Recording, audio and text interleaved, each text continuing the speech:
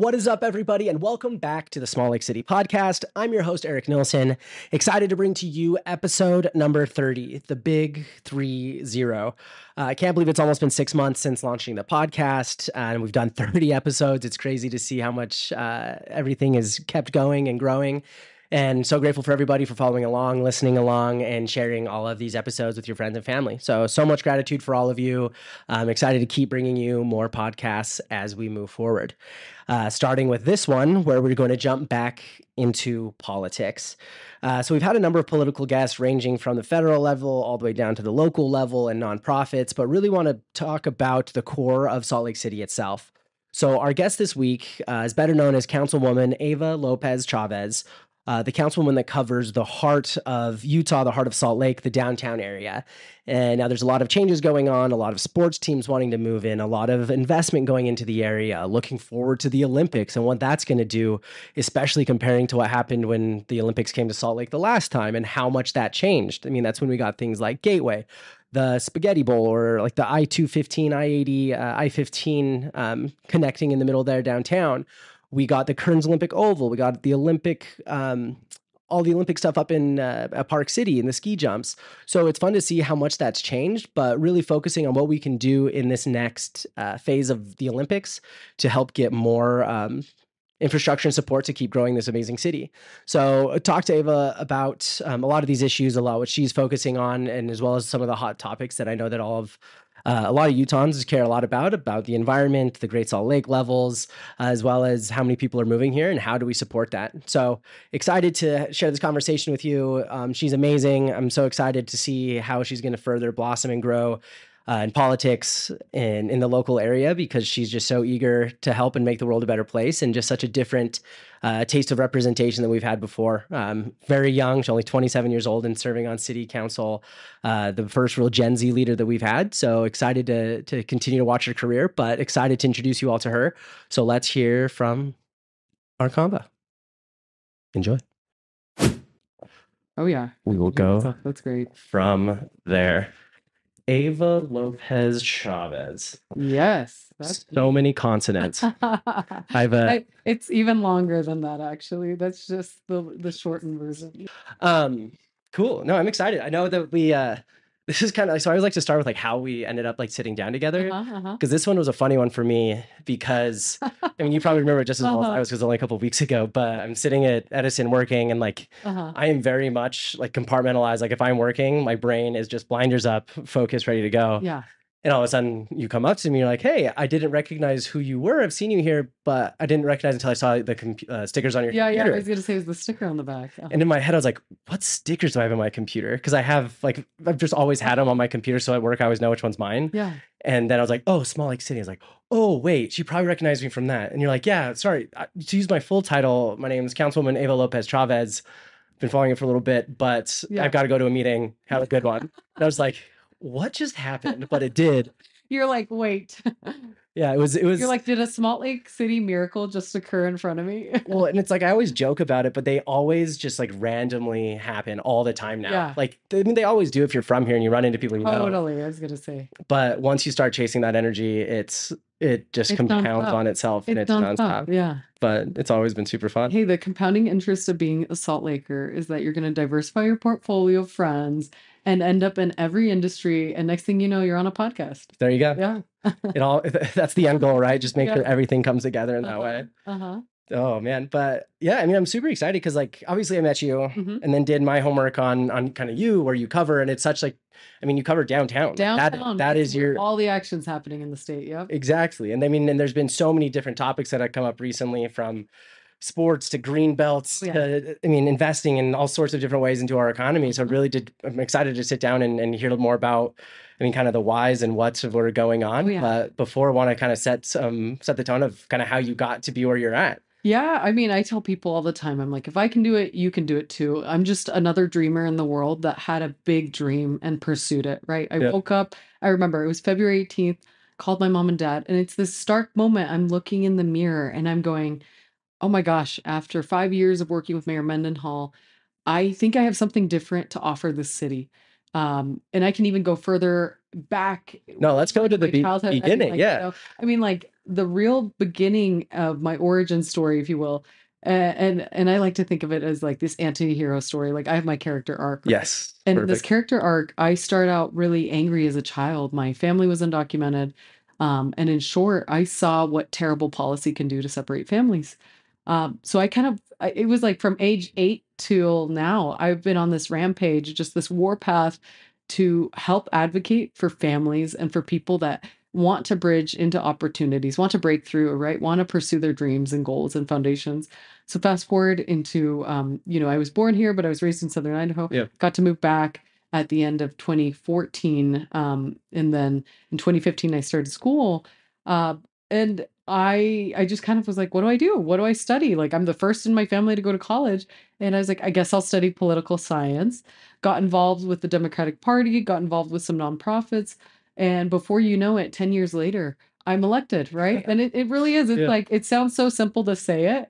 If I had a Negroni in my hand, maybe I'd be a little more emotional about it. There you go. But seriously, it really has been this like lifelong dream of mine to be an elected person, to learn urban planning, and to justify righteous policies, if you will, that invest and further bridge these gaps that I see in communities. And in many ways, we'll talk about them through different segments like Japantown today. We have the ability in Salt Lake City, between 100 South, 200 South, 200 West, and 300 West, this little sliver by the Buddhist temple on the backside of the Salt Lake Convention Center, adjacent from the Delta Center, thanks to National Hockey League moving in. And rumor has it, it's not confirmed, but Arizona Coyotes might become the Utah something. We'll see if they keep their name. But thanks to this project and thanks to Ryan Smith's innovation in the downtown, right? Somebody actually seeing a future for downtown besides the people that live here. We get to reimagine bringing back this community that was completely eliminated by the city and the county in the 1970s and 80s. So these are some of the really cool projects where I get to live out that dream. And I feel like I was just an artist handed, the ability to put a stroke on a canvas and rewrite the history of Salt Lake City all over again. So for me, it means a lot because it's full circle. I'm 27, right? It's almost full 30 years of having this journey, having this story where my family can add its layer of sediment to Salt Lake City's history, and to really change it and to make it a path that justifies the future. Right. One that everybody can leave a legacy behind. I talk about leaving this footprint behind, but like physically, literally every day we walk these streets, and the way we walk it is planned. It's made out, it's justified by the city, right? The way we invest in communities is the exact ability that we're building today. So we have to plan for a future, and it's got to be a future that includes all of us. Yeah.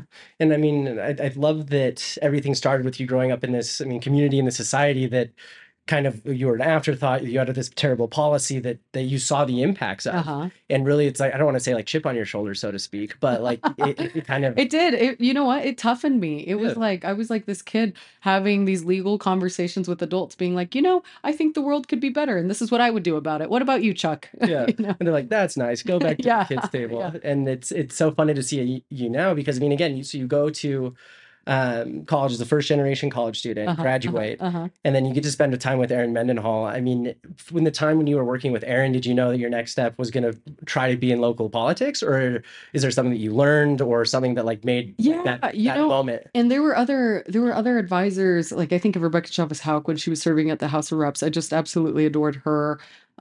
There's a lot of other colleagues, but what clicked for me at the municipal level was this, and it was, there's obviously lots of great idols and advisors and people that I would consider mentors to this day that influenced me, but really it's amazing what you can see. It's an actual dollar goes a long way into a neighborhood, and repairing a sidewalk and helping get a kid to school, and paying a crosswalk guard, helping a senior center, for example, or to build a pharmacy or a grocery store. I mean, these have just compounding investments, right? That bring dividends into community, and you just can't replace it. You can't replace that impact. So I never had this dream of the federal level, but I think in some ways I was like, maybe I do need to go to DC to go make change. Or what really opened my mind completely was, or you could do it in your backyard. You could do it in your own backyard today. Totally. and it will have this great impact on your state.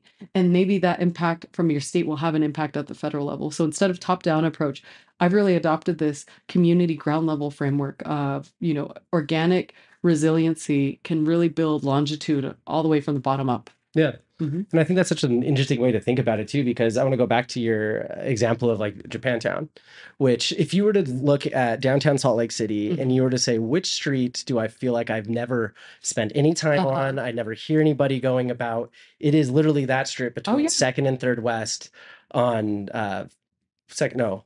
Between First south, second one. And then I remember the first time, I think it was in like early 20s, like walking home or like walking to my parking spot from the Jets, and was like, wait, why have I ever been here? Is this? Yeah. It's so different. And so I do love that gets to play a big part in, the NHL coming here, because for people who don't know, Utah has a pretty rich like Asian American history. Oh, we have both good and bad. Absolutely. And it's so funny because so I lived in Seattle for a time, which has a huge Asian culture, a huge Chinatown market, like so much good. Asian food was like my favorite cuisine of all time. And then you go back and you're like, wait, there's literally was like so much history here from, building the railroad and having this be the like ending spot of it all, and the Asian population playing such a big role into there. And I love that we are championing that more, because again, like there's been this time that's been so forgotten. Yeah, I think to me, this is an ability that we have to tell the history, to face it, and to justify it, and also bring back that culture, that diversity, right? And implement it in our city long term, so that all generations of Salt Lakers can learn about it, enjoy it, and to really appreciate and celebrate it as a part of Salt Lake City's rich history too. It's exciting to me. And I think what's brilliant is there's Japanese descendants that post World War II is how they ended up. They have this lineage, but they're so proud to be part of Salt Lake's history. So the message that we want, and also to Ryan Smith, to the investors, different developers that have a stakehold in our downtown, is that all of us want to celebrate the downtown and celebrate its diverse aspects. That's what you can't replicate that anywhere else in Utah. It's so niche and specific to Salt Lake City. It makes me really proud to represent it as somebody that's from a diverse community too. Yeah, and it's been interesting to see there's been, other forces kind of trying to pull it away, where going back to like Ryan Smith and talking about bringing the Jazz like point of the mountain, and the Millers wanting to move the Bees all the way out to Daybreak. But if like MLB team happens, then it's like, oh, like we see the checkers and chess that you're playing. But how do you feel? Well, let's not go there quite yet. But yeah, I guess going back to like the election itself, so you go and you run for office, which again is like an amazing step to do, and like the first step of everything. But when they announced that you won and you knew that this was going to be your new position, what was that felt like? Was my gosh, mantle on your back, or how did that feel? Yeah, I would say I was so depleted at that point that I was there to celebrate my team. I was like, "You guys did it," and they're like, "No, you did it." I was like, "I'm so tired. I want to go to bed. I haven't seen my family in months." And it really started to hit. I think I understood the responsibility. I was excited. I would tell people, I'm like, I just want to get to work. And there's this moment and period of rest that you take after the election. And I really did. I gave it my all. I was like, if I'm going to do this, I love winning. I'm super competitive. This is why I play sports. And I have to win. Like in my mind, it was never a doubt that I would lose, because I had the science, I had the backing, but also there's something about being authentic in today's political arena that is hard to replicate. And it's not something you're taught. I think it's the humility of life experiences and being able to say, I know what I know and I know what I don't know. And I know where to seek and listen to those that know more than I. And to constructively advocate and build arguments and build policy around that. So, I do thank my experience that I had at the mayor's office to help me bridge those gaps. And now it's been, about 3.5 months in office. And already I've seen how much power and authority words have to change community, to bring investment. It feels like gaps in my own, in my own knowledge base were just filled. So now I am not blind. I feel like this veil was uncovered. My job now, and I tell my constituents, my neighbors, my job is to remove that veil so that you don't carry that fog. And you can see from my perspective too, I'm not always going to get it right, but to know that you have access to another human that experiences Salt Lake the way you do, it's so important. Right? I'm not a developer. I'm a renter. I'm someone that's the first of the Gen Z generation to kind of step into power and authority. And I think for me, that compels me further to find my voice as an elected official and to advocate for the Salt Lake that we want and the Salt Lake that we deserve. We absolutely deserve a diverse, a dense, a walkable city, one with clean air, one with affordable rents, and a pathway to home ownership. I want people to be invested in Salt Lake City long term. So when we're all old ladies, old gentlemen, old people, right, in the city, we can look back and say, we shake our fists and go, we did that. We built this city. Cue the song, we built this city. I can find it. I'll start working on the remix for the election campaign. I love it. But I mean, I think that's exactly it. I mean, I think there's a lot of people who get so frustrated when we see, I mean, there's kind of two schools of thought, right? There's the people who are like, oh my gosh, it's changed. I want it back the way it was. Right. I don't want anything. I miss the small lake city. Exactly. Right. Why does it feel so big? I get whiplash every day. There's a new skyscraper popping up. I can't afford these rents. Yeah. There's so much traffic. What's going on to Small Lake? Yeah. What's happening? Exactly. And then there's this other group that it's almost like, hey, I know change is happening, but I want to be ours, because at the end of the day, it's our city and we want it to be the way that we want to. And I like the things that, I mean, like that you'd highlighted that, I mean, comparing what I've experienced in other bigger cities compared to Salt Lake are things that we like don't have. I mean, one, I love having a walkable city and being able to walk around, experience people, like even such a small detail of like walking past the same people almost every day, or like experiencing this street that you would always have with your windows up if you were driving around. Like it's those little details that start to really make a community feel that way. And then it helps us all experience all of those things better, especially as we see, I mean, all of these new, I mean, the ones that look good, the new good buildings. But also I feel like there's a lot of people who see this change and kind of feel frustrated that it's in this direction and they don't really feel like they have any sort of control, and they just watch it all kind of change in a way that they want to. And then there's these negative repercussions of rent costs skyrocketing, houses skyrocketing, and it's hard because, like, I mean, comparing to Seattle, like I saw how high house prices can get. And then it's just like Seattle, it's not as extreme, but there is geographic limits to the Salt Lake area and how many houses and everything else that we can build. And so it's nice to know that there are solutions, but at the same time, it can get pretty bad, and especially it's interesting. My approach to this all is, it's called being a guerrilla bureaucrat, and basically that means the rules, the system, but you're gonna break them. We're gonna break them. We're gonna change them. It's not just through policy. It's finding creative solutions to help tamper or change the way we're approaching things as a city, so that we're not so dense about it. Right? To be malleable. Today, there's more remote workers. I just learned 23% of our office space is vacant. To me, that poses the question, we need housing. There's office space available. What could we do to approach this in terms of housing? Or what does that mean about the square footage price, right? We see all over America today, cities, capital cities in particular, where the commercial real estate is starting to fall down. In Ohio, I believe it was Cleveland, this commercial building sold for 98% under value. That's unheard of in today's housing market. And those were apartments. But again, we're starting to see these ebbs and flows. For me, I physically feel it. I mean, there's the anxiety of, when am I going to become a homeowner? I'm saving, I'm doing all the things right. Mom and dad said to do this, and it's still not working. Why not? We just live in these dire circumstances, but they require leadership that acts in a way that approaches it from the sensitivity of the economics, but also the actual people facing these realities. When wages aren't on the rise, cities are the first line of defense to help people. We're the safety net that's encapsulating all of it. So every symptom that we see today, every social ill that people see and say, why does Salt Lake City face that? Well, we're trying to constantly build that wider net, build that tent so that people don't fall through these cracks. At the end of the day, that's how I'm approaching it, with the values of every dollar has to build back our community, because I know that's the Salt Lake City I fell in love with. And that's the Salt Lake City I'd like to help build and promote for each and every one of us.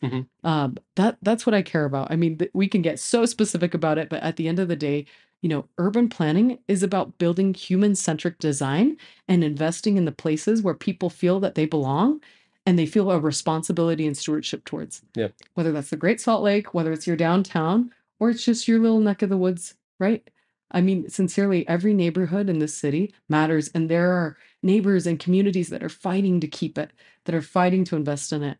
So I'm listening. If there's any takeaway from any listeners, that I'm actively listening, and I hope that people ask more questions of us. That's called accountability, and that's important for government too. We function, we get our authority from the people that elect us, and that means that we are equals in this. It's not because I carry a title that I have to promote my values. No, it's that we need to move in tandem, both the community members and the elected officials that represent them. That's how we're going to make and shift our city towards a more equitable place of belonging for everyone. For sure. And I think that's such an important, I mean, that's what everybody wants, right? We all do want to have that sense of community. We want to have some sense of ownership. And when there's sense of ownership, there's a higher sense of stewardship and accountability. Yeah. And I think it's so important, like you said, because again, like you are elected by the people to be a representative of the people. They don't elect you because she's got the best ideas, or like she does this, like go do it, we'll be over here. And I think that's an important thing to remind ourselves of is this is our city and we put the people in the place, but at the end of the day, we're the ones that do need to take that action, but it does take action from us, and it does take some sort of reliance and trust in it all. And if there's trust that needs to be built back, then there's a way to do that. But I mean, I think there's a lot of people that can align with your approach and way of thinking, especially, I mean, in the heart and center and core of, I mean, not only just Salt Lake, but Utah. And I'm curious, like when you were thinking about running for office, I mean, is there any particular reason you chose, I mean, the area that you did, or was that just? I mean, I had been living here 10 years. Okay. So I wouldn't say I chose it, right? I would say more so this is the community that chose me, right? Like this is the community that invited me from the very beginning. I remember I was so scared to move to Salt Lake. I mean, seriously, I'm this Idaho small town girl moving into the big city. And I remember I'd visited twice on vacation. I remember watching, this must have been 2012 because Alvin and the Chipmunks came out. I went to watch it at the Gateway. There we go. The first thing I do, I move into my apartment at the Landing. I go to the Gateway and I'm going, why is it empty? I remember having memories as a kid being like, it was packed. Yeah, this is like where everybody what happened? And to ask like a staff attendant, and they were like, no, you need to go to City Creek. I'm like, what the heck is City Creek? Now we know. And then my other memory was Hogle Zoo. And it was so iconic, this moment, because it was '08 and President Obama was running for the first time. And I remember going there and seeing all these signs of people calling for this president, and me again being from Idaho being like, oh my gosh, like, could he be elected? Could the first African-American president be elected in the United States? And these are just two very distinct memories of Salt Lake City that I think were so different and catalyzing. And to come back full circle and go, wow, this is the very downtown, the district that brought me those memories. And it is completely different from what I remember as a kid. But now I have this story to tell with it. So, I in many ways, like, I'm so glad that I do represent the downtown, though, because it is the crossroads of not just our state in the West. I say Salt Lake City, all paths lead to Rome, all roads lead to Rome, all roads lead to Salt Lake City. And all of the intersections of the Rocky Mountain West is here in Utah. It's in Salt Lake City. It's why we have so much growth today. And it's why we have the hottest housing market still around the country, which is causing some of these symptoms we face as a city. Yeah, lots of growing pains. And I mean, I think it's so interesting to see how much Salt Lake has grown. And it's because of like its core tenets and what we know it to be. I mean, I've sat down with enough people now to know like general themes of why people live here. I mean, there's amazing access to the outdoors. Cost of living. It's not as valid as it once was, but it's still. Ooh, 10 years ago is perfect. The greatest. And then like the one that always comes up is like, oh, there's an international airport very close by that I can get anywhere I want to. And then, I mean, obviously we have, I mean, central in the country for so much logistical, I mean, that's kind of where like the Northwest corridor has been so helpful for us, is a lot of this logistical needs that not only we need, but the country needs, and to be a part of that. And so I guess as you think about, I mean, your role and like what's coming, and I know you alluded to them before, but what are some of the key pillars that you are focusing on and want to make the biggest difference with? Oh, yeah. I mean, the biggest one and I measure these values from the perspective of bringing families into downtown. Regardless of what you call family, all of us belong to community, to families that we build ourselves. And to do that, it requires an approach to care for our environment. That means looking at our parks, investment in green space, right? Investment in our air quality in our Great Salt Lake. It also means looking at affordable housing. When we say that, we talk about rents. I'm talking about a pathway to true home ownership. Yep. I just got back from a conference where we looked at, what does it take for cities to incur liability so that developers can take risk on high-rise condos. These are the type of approaches that we need to look at as a city. And then to look at public safety, not just from the lens of policing, but also to look at it from a place of economic diversity, right? When people feel safe coming into your downtown, having these transactions, investing, whether that's as a business owner or as a future homeowner, making sure that people feel that place of belonging. And so I talk about it in terms of public safety, but really it's a place of belonging for people. And these are my 3 pillars for the next 12 months. What I see long term for the district is to build a future that holds the potential to bring people and communities full time into downtown, to really become that 18-hour city that we're meant to be. So that people are mobile, are actively walking, enjoying the place that they belong in. I mean, I just imagine this place, and I think this is what investors like Ryan Smith see. They see a city where people live, walk, approach entertainment, right? They take risk on their dreams in our downtown. Mhm. That's such a huge responsibility. And to me, it's such a beautiful part of Salt Lake City is that dreamers come into our city Yeah. because they believe they can make it happen here. Totally. And it's interesting to see because when you look at the history of Utah, and especially with the things that have drawn the biggest economic impact, Mhm. it usually is dovetailed really well with a lot of the policy that we have. I Mhm. mean, a lot of the reason, I mean, two examples. One is real, the other one's real, but it's also kind of silly. Like one is, I mean, Silicon Slopes. We had a lot of we had a lot of not only like from our own population demographic of having those roles, bringing those sales, like the customer success, Yeah. customer support, and then has become so much more robust as there's been so much success. But there's been policy paired with that to give that economic incentive to be here. Mhm. And the silly example is like movies and entertainment that's been filmed here. Because I mean, I went to East High School, or High School Musical was filmed. All of like our Disney Channel movies were filmed here Uh-huh. because we had the best incentives for people to Oh, yeah. film movies here. Yeah. And so I think there is an opportunity, like you said, for the role of the city, the role of the district to be able to say, hey, listen, if we do want to have affordable housing, we have to create enough economic tailwinds to make this happen. Yeah. And like one easy thing that I hear a lot from developers is like, I mean, the risk that they have to assume in the difference between building a building of condos and a building of apartments. I mean, essentially, it's the same build. I mean, Right. got to be differences, but the builder's like, oh, if I build condos, now I'm liable for the next 1, 5, 10 years. Compared to this, I sell, right, cash single out. sale, they're Yeah. done. Yeah. And so I think there are some things that we can do because I mean it's hard to hear people where it's like, oh, cool, I was trying to save up like quote $20,000 for my down payment, and then the price went up 10%. So now I'm already behind and I can't catch up. And because wages aren't increasing at the same rate, it's like I feel trapped and that there's nothing can happen. And I think that's one area that can really get to those people to have that optimistic sense of being where they want to belong. Because I like what you said, where it's like I can't remember the exact verbiage you had, but it's like people should be able to have a way to be where they want to be and feel the most accepted and seen. And so, I mean, when I was going through my home buying process, everyone's like, well, why don't you just go to Lehigh? Why don't you go to Saratoga? Why don't you go to Eagle Mountain? Why don't you go up to like Farmington? I'm like, and I might get made fun of for this, but like I consider myself so much more a Salt Lake citizen than I do a Utahn. Like this is where I want to be. I do like being in the energy. Yeah. And I wouldn't settle be like, well, I want to go to Saratoga Springs because it's like cheaper. I'd probably I'll just rent here. Like I'd rather be in Salt Lake. There's so much pride in being a Salt Laker. And I think this is what I feel. I just got back from a conference in New York City and everyone's going, gosh, don't you love New York? Wouldn't you move out here? And I'm going, no, your weather's awful. You don't have access to outdoors. I'm like, you know the lifestyle I have over there? I wake up, I go to the gym, I run a trail. I go back home. I prepare for the workday, right? I can take all these meetings. I can go to events. I can go paddleboard at the end of all of it. I come back. I dress down, or dress up for the night. I mean, there's just so much you can compartmentalize and compact into one day here where your 24 hours they're just so fulfilling in Salt Lake City. All filled with community, all filled with the outdoors and nature and all the pleasures of the city. And I'm going, no, I miss my city.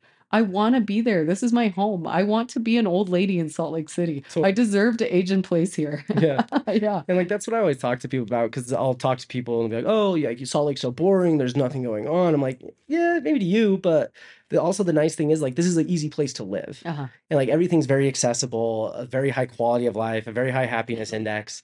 And it's like, oh, you want to go see like New York? Like, cool, New York, there's so much going on. So great. Like, I agree with you. I wouldn't, at this point in life, I would never move to New York unless I had like the highest degree of possible, but that's not going to happen. And so, I mean, it's like, yeah, cool. You want to go to New York? Go to New York for the weekend. Yeah. Like, because there's a lot of places that are guess beautiful. what? I have an international airport that will take me there in no time. Yeah. And then I get to go back to my beautiful life here. Yeah. Exactly. Yeah. And so I like that that we are focusing on, I mean, a lot of those costs, because that was one example that you said that the city can come help and find ways and creative solutions to get there. But I mean, as you think about tackling those issues, I mean, what are some of like the more tactical things that you think about to get the job It's done? all in our budgeting process and also our redevelopment agency. And we, without getting too far into the weeds, the point is that your city sets the priorities Mhm. for how we invest these dollars. There's actually nothing that prevents us from investing in these type of housing models that would diversify our portfolio. If the market's not meeting us where we need it to be, we have to be the ones that come up and literally play ball to build that supply out for people. Otherwise, if we don't do it, housing takes generations, I mean, literally decades to build out to have long lasting impact. This is important to us. I think I read an article that said Daybreak is over halfway done being built, but the original plan calls for much more housing. The point is another housing development that they're breaking ground on. There's so many more that the state's looking at, but Salt Lake City also has the ability to build, and we see that our skyline changing, but it's not reflecting the housing needs that we Mhm. need. It starts with housing. People need to be housed. Their basic needs, right? Maslow's hierarchy of basic Yes. needs need to be met Mhm. so that people can be happy, be fulfilled, and be innovative and be creative and build the community that we deserve and the one that we love and see. Yeah. Yeah. No, I love that. And and kind of going back to one of those next pillars you had is, I mean, the environment itself. Mhm. And I mean, obviously Utah is, especially Salt Lake, is faced with a lot of interesting environmental issues that are very Catastrophic unique. conundrum. Yes. And Unique to Utah. Yeah. exactly. I mean, like the two that everyone talks about. I mean, air quality and the Great Salt Lake. Yeah. Because like there's people's like, oh, like even if I could afford to buy a house, do I want to buy a house if this place is going Right. to It's be like the filled with climate clock countdown. It's like, wait, 5 years? 5 years till what? Is yeah. that real? Yeah. Exactly. And so, I mean, and it's always been, and I've had other people on the podcast who have said similar things about like, oh, there's nothing we can do. It is what it is, and go from there. But I mean, as far as the nonprofits and people that you work with, Yeah. I mean, what are some of the ideas we're floating, and what do you think that we could do? I mean, I would rebuke it and say, no, there's absolutely, we are empowered to act. And what's important is, the state did something really critical that people forget about, which is the Great Salt Lake is half its current size. We cut it in half so that we wouldn't further erode it, so that we could contain the water levels and at least help that. Salt Lake City Corporation is one of the largest water shareholders, and we have a brilliant director that oversees this named Laura Briefer. And she's amazing. Laura, if you're listening, I'm so proud of you because you have the foresight of saving and containing millions of cubic feet of water to be pushed literally through our sewage system, through our water lines into the Great Salt Lake in a way that's sustainable, that's eco-friendly, and that's helping perpetuate this environment so that we can have this amazing snow that we have. You may have heard of it, Oh but yeah. Snow on Earth. It's bringing us the Olympics, guys. Yes. We should do everything we can to preserve it. But also, truly, our whole ecosystem relies on this saline body of water. I mean, it's like our Dead Sea. It's actually a place that I love because I learned how to sail on it. Oh, fun. I go row. Yeah. Yeah. It's got some of the best sailing you'll find on the planet randomly in this ecosystem. It's just so amazing. I mean, it just goes to show the world is so complex and beautiful. We're the stewards that were given this land. Mhm. We need to take care of it. I think for us, what I've learned is we work in systems that we need to measure and perpetuate good science behind it and data collection. So part of this is setting a target height for the lake. We need to know its depth and its height. And when it falls below, we need to act in a way that perpetuates water conservation so that we can access that flow to water more easily and directly impact the Great Salt Lake's flow. We saw that a few years ago. I mean, we're still in this sustaining drought. In short, everybody has the responsibility to play. It's harder to maybe measure water consumption, but really, truly, like using less water has a direct impact on the Great Salt Lake. Yeah. But the other ways that we need to target it is, coming up with creative policies where our water rights, and this is more of a state issue, but our water rights are complex, where farmers feel the need to use them because if you don't use them, you lose them. That's the whole point in Utah. And, luckily, Governor Cox stepped in and said, okay, we're going to allow you to lease or sell your water rights without you having to lose them permanently. Yeah. Because that's valuable too. So, there's lots of ways to consolidate water rights. Luckily, other attorneys do this work Yeah. for me, so I get to just regurgitate what we're doing. But setting that target date will help us greatly. I think also just acknowledging we live in a desert, we need to adapt to it, Yeah. right? So Salt Lake City's looking at vegetation. We just changed our landscaping ordinance so people could have more of the ability to do xeriscaping without further burdening the city with climate change. That means the core heat of our city needs to be lowered a bit. Mhm. We are seeing extreme changes also in temperature. Vegas is crazy. Salt Lake City gets really hot. We're starting to have those 110-degree days. I think I experienced it twice last year, Ugh. where I wouldn't even step outside unless I was in Echo Reservoir or in somebody's pool. I was like, Exactly. no, I need to be in water. It's too hot. But these are some of the changes. And I think something that really makes me think more about just ecological systems is we're going to see more and more climate refugees in our city. And this is a huge debate happening on the national scale. But really, even here, we saw people during the pandemic come to Salt Lake City, move here, Americans moving in because they wanted access to the outdoors. We're going to see that on top of this ongoing drought. We don't have enough water for the people that want to move here. So it's up to cities like us to think smarter about how we use our water. And I'm really proud to say that actually we consume less water today and more efficiently than we did in the 80s. Cool. That's amazing. Yeah. So it just goes, human innovation goes a long way, and your city's definitely looking at innovative ways to spread every water droplet throughout the valley. Yeah. I mean, it's there's so much science behind this. It's I amazing. can't even imagine, especially it's amazing thinking about all the ins and outs and where it all goes. And I mean, especially like you said, I mean, so much of this has to do with vegetation and people, their own livelihoods and their farms. And again, it's like, oh, if I have this water right, if I don't use it, I'm going to lose it. So why wouldn't I use it and let you tell me what I can do? And being able to take a little bit of that back to your point, like Salt Lake is growing in population. That trend isn't changing. If not, it's accelerating. And we have to be able to be more efficient with our water, and hopefully it doesn't get to a point where it's like a Dune still suit where it just collects all of our body's evaporation and sweat and just recirculate that every day. We definitely don't want to live out Dune. Yeah, no, thank you. Beautiful cinematography. We want to leave it in fiction, not in reality. True. We'll leave Zendaya and Timothy Chalamet. But yeah, also kind of want to talk about air quality. Because one of my good friends, like David Garbett, O2 Utah, he's been someone who's very adamant about what we can do to have air quality. I know he passed some legislation last year that got that helped a lot with the toxic I almost said discharge. That's not the word. Pollution. That's a lot of like the heavy chemicals, especially heavy metals, out of the air. But from getting to where we need to be, knowing that there's more people coming, what do you think is part of that playbook to what do you think is part of that playbook to get our air quality a little better? Yeah, the reality is there is pollutant matter today that's really bad and affecting us disproportionately, where if you live on the west side, you're more likely to incur and to have asthma over time that's induced by poor air quality exposure, right? Just point blank, this is coming from the very tires that we use every day release this terrible pollutant matter to the Great Salt Lake, eroding, drying up. These are intersecting issues that feed into each other. The misfortune of a drying lake is that you reveal all these toxic minerals and asbestos and arsenic that's just trapped in the water that otherwise wouldn't affect us.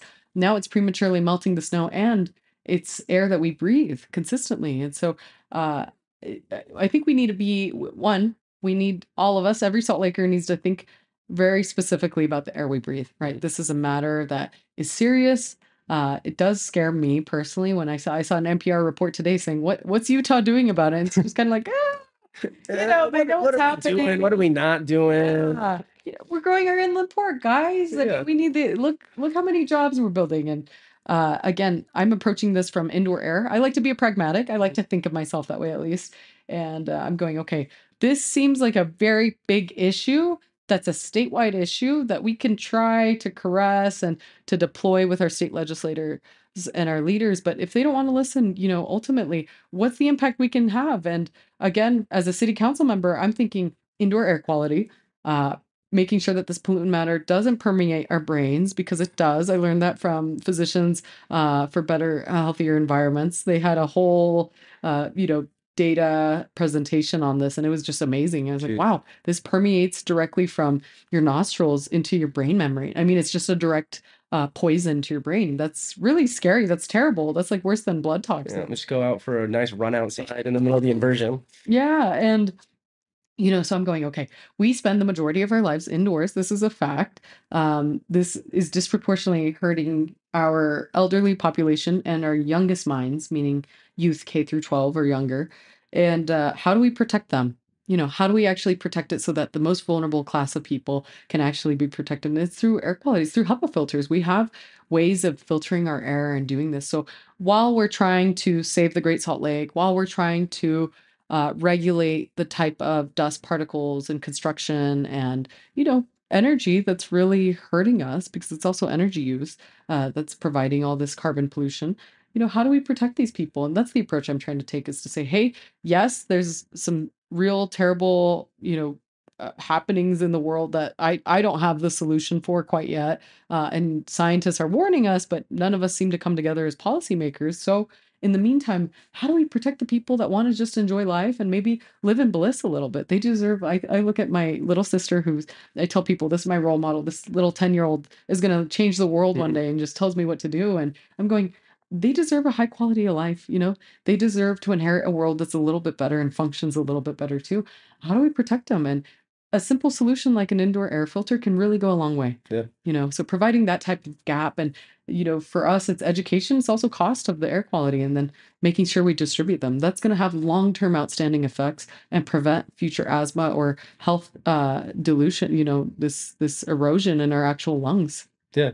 And it's always like, and one thing I was talking about with some friends the other week, it's like kind of frustrating in today's world because like a lot of people will look at policymakers, public officials, be like, well, fix everything. Yeah. They're like, you are the one to blame. You obviously are the one that holds the magic wand. And then it's like, I mean, I have friends that drive like there's these huge diesel trucks. I'm like, I hate the air quality. I'm like, well, maybe don't, make it worse or drive alone everywhere or water your lawn 50 times a day. Like my last place I lived across the street from this guy, and he was probably out there 6 hours a day just watering his lawn. Wow. With a hose in hand. And like everyone in the neighborhood's like, is he okay? Like, what's going on? Like, he's just watering his lawn. And we're like, hey, man, like, maybe don't. Like, you'll be fine. The world's on fire. You don't have to do that. Exactly. Yeah, I mean, the point is there's creative solutions to everything. If you really go digging into issues, there's actually ways that people can advocate to their, city council members, their legislators, their federal Congress people, for some actual tangible solutions. That's the approach I like to take. And something I'd like to mention is remind people, you have access to a high pass. You have access to UTA, right, to transit. I mean, there's lots of ways to do it. The more we use these solutions, these products and services that we're trying to provide, the more it's almost like the proof of burden that we need to further invest in these operations that make a healthier, livable society. That's all we're trying to do. Yeah. So, if you haven't ridden the bus, I would challenge everyone to take it once a year. Take transit. You'll get to meet new people. I mean, it's really a great experience. I think for many of us, we grew up in suburbia learning like, hey, I'm going to be able to drive one day. That's freedom to me.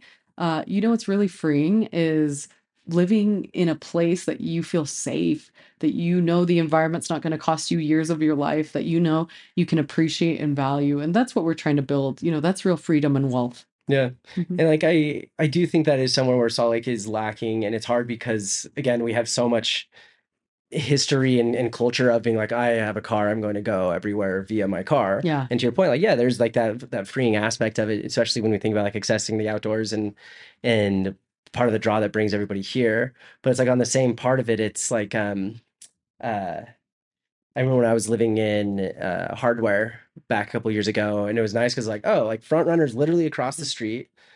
I'm going to buy an electric scooter and I'm going to go hop on. And like, I was very practical about it because like, okay, if I get on Front Runner, I can have internet there, which means there's only 8 minutes of downtime from the station to the office compared to 30 minutes door to door. Right. And I was like, cool, let's do it. And like, it was great. I mean, I had a really good time. It was fun. Like every morning, like working on the train, and I'd look over and I'd see the sunrise. Like, yeah, it's beautiful, air conditioned, Wi-Fi, lots of people packed in it. And that's what we need, is to teach people, hey, you can access this and still have a high quality of life. It's not a burden to actually be transit friendly. It's a great thing. And you're going to be able to see the world from a different lens and perspective that otherwise you wouldn't advocate for. If we're just advocating for car-centric spaces, you're never going to build out these beautiful niche neighborhoods that everybody craves and wants. But the hindrance is actually car centricity. That's the hindrance. Yeah. Yeah. It's our all a reliance and a crutch of our own. Yeah. I also want to go back to kind of the way that you were proposing community, and I like how you were talking about a lot of, I mean, the green initiatives, making sure that we're using parks, because I mean, I think there has been a culture change over the past 10 years, especially as like more people move to Salt Lake. They appreciate a lot of these things that we used to take for granted. Yeah. Where I remember when I was like starting to run more like 10 years ago, I'd go on a like lap around Sugar House Park and there'd be maybe like 5 of us. And then now if it's a nice day, I Oh, mean, it's you are bobbing packed. and weaving through people. Uh-huh. And so I know that that's not true for necessarily all of like the bigger parks around the Salt Lake area, but I mean, how do you think about making sure those spaces are utilized more, Yeah. and some of the initiatives that you're working on to make sure that we Well, get and in those spaces? and parks are a secret way for cities to conserve land that otherwise would be developed. Mhm. And it's a really great way to be a great steward for future generations is to have a park, in your neighborhood, from a pocket park to a regional park. Sugar House Park is a regional park, Pioneer Park, regional park. But then we have all these nooks and crannies like Dinwiddie Park is actually a park in the downtown, but it's leased currently to the restaurant Ivy and Varley. But it's a downtown park, right? We have Gilgal Gardens, beautiful sculptures to be found there, little pocket park also, and it's city owned assets. And the way I see it is that we need to increase their and promote their use by investing in them. It's not just for safety but also for beautification, for the ability to rest. I mean, I have this great dream of turning our Liberty Park and Sugar House Park, for example, and even Pioneer Park, to there. These are the gems, these are the prize jewels of our city, our crown jewels that should be shown off to the world. Mhm. And soon when we have the Olympic stage, I hope that these are places of congregating so that everybody can see how beautiful we and what pride we take in our parks and our public spaces. And they just reflect the beautiful mountainous wildlands all around us, from the Great Salt Lake to our beautiful Wasatch Mountains. I think this is what we have to show off to the world, is that this city is so unique to any other landscape you'll find, and that Utah itself is so beautiful that we might as well be this terrestrial planet. That's why so many people come here to film and shoot as if it were Mars. I mean, we're just so diverse in our nature and our different terrain. And again, I look at these parks and go, they should be a reflection of that. And also, they should be a place where people feel that they can come and congregate and have fun, read a book, take their kid on a walk, or come bring the dog, or challenge themselves and play some sports. So, we're having lots of conversations this budget season. I'd love to hear from people that want that. Hopefully, they believe in that too. But if you'd like to see a change, come talk to me. Come talk to your council members and let them know, hey, I want to see something different, or I think there's something missing in this park, like pickleball courts. We see an uprise in them, and that's great. It's a great. I hope it's not a trend. I'm a pickleball enthusiastic myself, and I'd love to see more people appreciate that and go out. Yeah, I mean, it's and kind of going to the overall theme. It's like it's our spaces, our places, and Yeah. so if there's a way that we want to, I mean, engage with it and experience it, and we have ideas, and odds are, if you're thinking it, you're not the only one. So being able to bring those to the table and say, "This is what we want, and here's how Oh we're going to yeah. do it." I mean, I think that goes so much further than you think. I mean, even like you as an example, saying, "Well, I want to see something better, so I'm going to go and do it, and so I'm going to go run for city council. I'm going to do it, and I'm going to start working on these things." Which, I mean, obviously, like very formal, very like an appointed thing to do, Yeah. and I mean, also going back to like our own personal accountability, like nothing's going to change unless something changes. Yeah. And why not you if you're that passionate about it? Yeah, exactly. But I want to go back to kind of something you alluded to of the Olympics, because it's been interesting the more that I've seen. I mean, headline after headline. I actually ran into my friend's dad. So I live by like kind of Handlebar in, Oh yeah. in North Salt Yeah, Lake. absolutely. And I stopped by. I was like, I go sit and have a beer. And one of my friends' dads was there who, I mean, real estate developer, pretty well known in the area. And we just like sat there and talked for like 30 minutes. Like I literally like just snuck a picture. I'm like, is this your dad? He's like, yeah, why is he here? I'm Amazing. like, I don't know, let me find out. And then we sat there and talked about it. But I mean, anybody who's been here for since, I mean, 2002 or before then, you realize how pivotal that moment and all of those dollars went, because we had things like the Kearns Olympic Oval. We had the whole like ski jumps and long jumps up in Park City. We have Gateway. We had the Spaghetti Bowl that was built. We had tracks, and like so much of these things that we take for granted, but are such a huge piece of the way that we experience the city and the area now. I mean, as you look forward towards, 2034, what are some of these similar projects you think we could do to have that same sort of impact for us? Not only just to have a great face to show for the world, but then also have a lasting legacy that we can use to continue our growth. Oh, I love this because I think it starts with a community benefit agreement, which was one of my projects as a college student. I was working with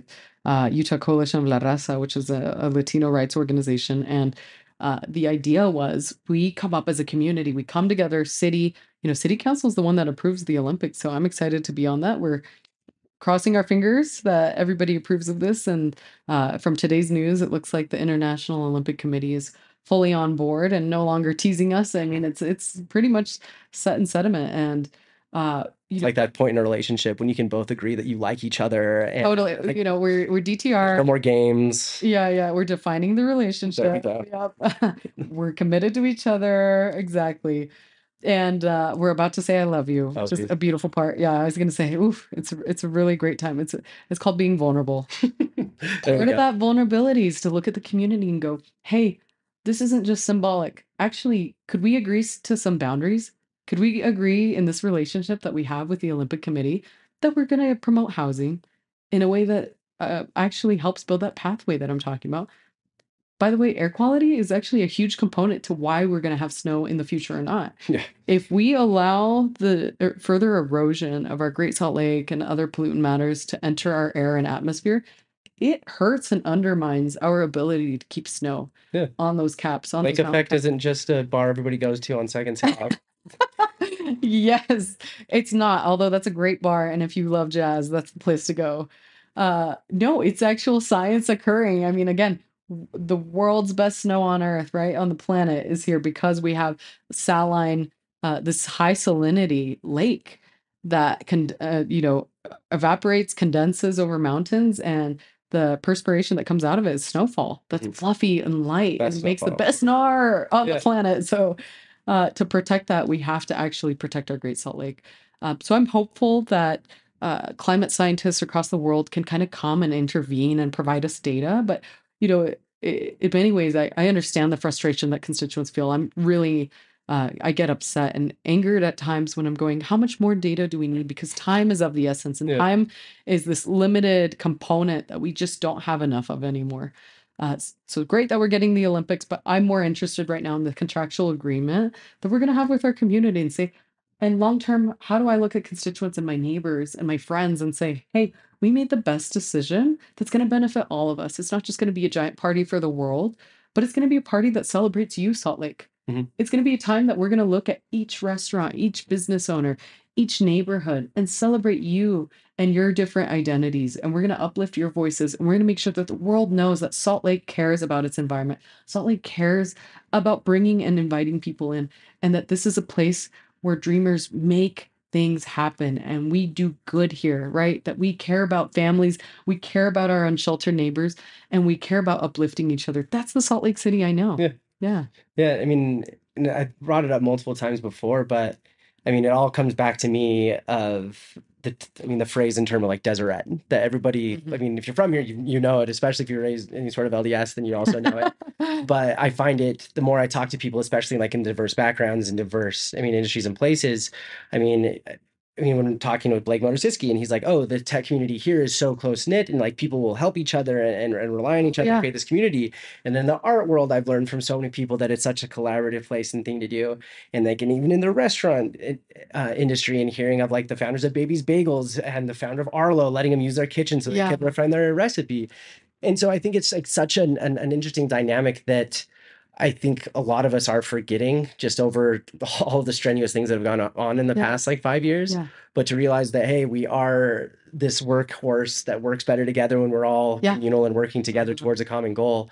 And I do think that the Olympics is a great common goal that we can all rally behind. Because when you're talking about how can we get the contractual benefits of investing in our communities, investing in our homes, our backyards, and you think, it doesn't happen anymore, but like all of the old like Olympics they used to throw where it's like ruins now.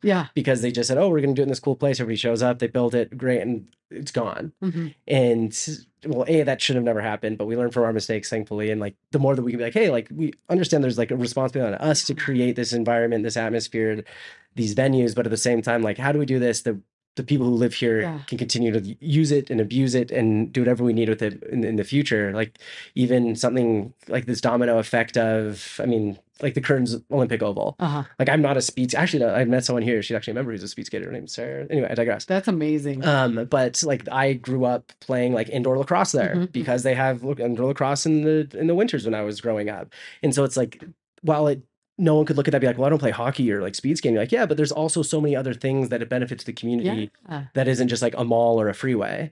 And so I think the more that we can be vigilant, especially have people who are in those conversations being vigilant of how can we make sure that these dollars go a long way? Because like almost started with being able to see how much impact a single dollar can have, or all of this money invested in a single place. Like we can use that. I want people to imagine this. Salt Lake City is small, but it's fallow ground that we could sow seeds of investment that actually bring back these fruitful trees to everybody. That's an abundance where everybody can take part in, right? And for me, I talk about this, is that at some point, Athens was this great innovative place where thought leaders, innovators came, and Salt Lake City is my version of Athens to me. And hopefully to everybody that's listening is that they can see themselves, imagine themselves in a future of Salt Lake where they're invested, they're tied to this land, whether it's through housing, a business, again, right, a community, some sort of place that brings them that sense of belonging. That's what we're dealing with today. And I think when we talk about, you alluded to this earlier, trust, right? It's an actual non-tangible asset that government needs, that this institution I work with and needs to actually build progress in a way that is comforting to those that literally pay into this system. And so, at least for me, I think it's a very delicate fabric. If I erode it, then shame on me, because it's so hard to build and it's too easy to undermine. So for me, that's why I talk about an actual community benefit agreement with the Olympics is a contractual agreement that holds your government officials accountable to these actual tenants, right? We're in this relationship together. We're saying we're setting the boundaries because, babe, I love you and I want to respect you. Yeah. We're going to have a healthy relationship. Yes. We're going to have a secure attachment. This is going to be the healthiest relationship. No codependencies, no toxic behavior, no gaslighting. That's right. Only the good stuff. That's right. Yeah. I mean, what else do you want to talk? What else is on your mind as far as, being the Councilwoman Eva Lopez Chavez outside of, Olympics, air quality, environment, affordable housing? I think that's a lot of things, but yeah, anything else you want to cover? Gosh, we talked a lot about third spaces, and I think the whole point goes is that downtown's building back, and it's building back better, baby. And this isn't Joe Biden's pitch. This is my pitch to Salt Lake City. And it's a baseball pitch. It's also what do they call it when you strike a hockey puck? Oh, slap shot? Slap. Yes. Is it a slap shot? Okay, so. This is my slap shot. There you go. To Salt Lake also. Is that we shouldn't be afraid. Let's dig a little deeper. Please get to know your council members, get to know your elected officials. We're better off as a community when we can each have and hold each other accountable, but also feel the responsibility of sharing common humanity with each other. That's really important. But disagree with us, and I'm not going to be up here saying disagree better. Disagree with me because I am listening. I think there's lots of hard decisions we make, but part of leadership is to guide us forward as a community. And so I hope that whoever can listen can sense or get a little bit of sense of how I'm valuing decision making every day. I'm bombarded with the most, zaniest and zealous questions I've ever experienced in my life. But it's those values of community first and family values that guide me. And hopefully to me, with my diverse background, with my experiences, that's able to guide us to a fulfilling, a safe, a community-led, community-first Salt Lake City that's built by us and for us.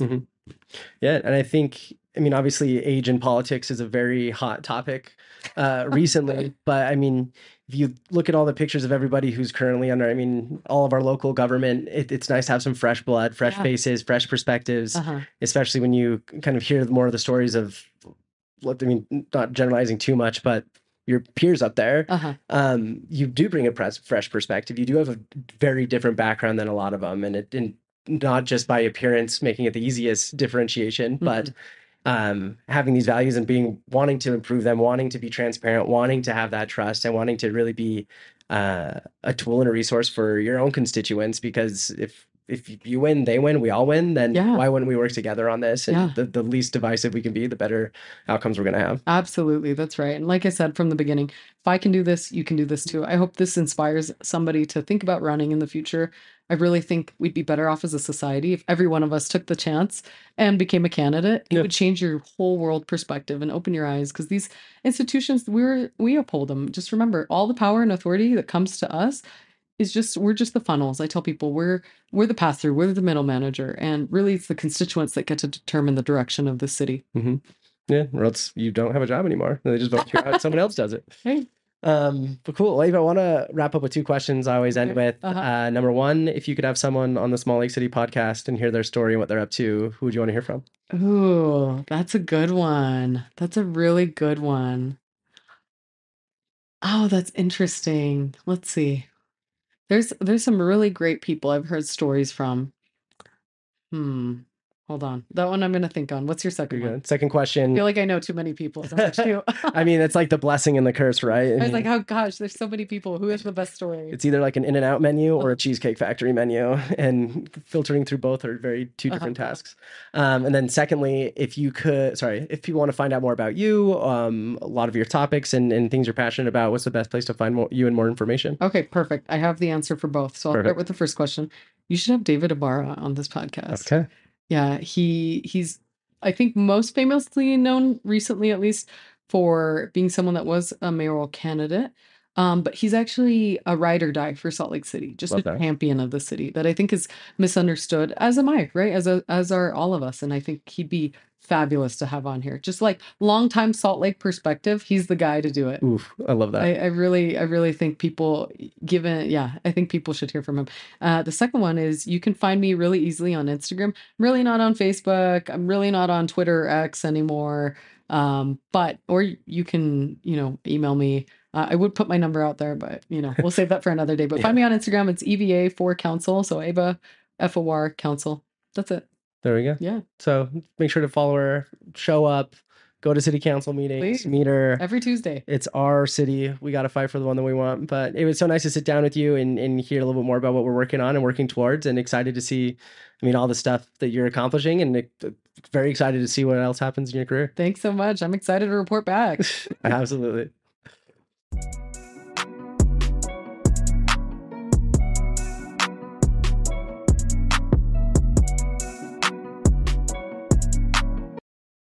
Thank you so much for listening to this week's episode of Salt Lake City Podcast.